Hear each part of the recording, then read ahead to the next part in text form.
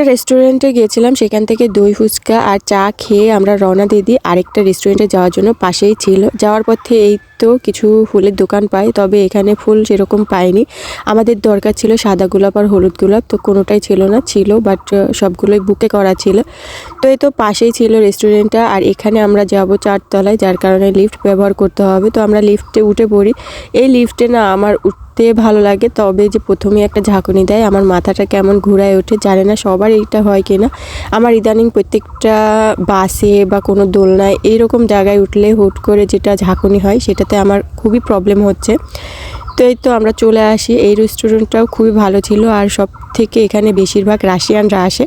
তো উপরতলায় একেবারে রাশিয়ানদের জন্য বুকিং করা, ওখানে কেউই যেতে পারে না। তো আমরা এখানেই বসি, আর এই রেস্টুরেন্টটা খুবই ভালো ছিল, তবে এখানেও বাচ্চাদের অনেক খাবারই মিসিং ছিল, স্পাইসি ছিল, যার কারণে আমাদের বুঝে শুনে মেনু কার্ডটা দেখতে হয়।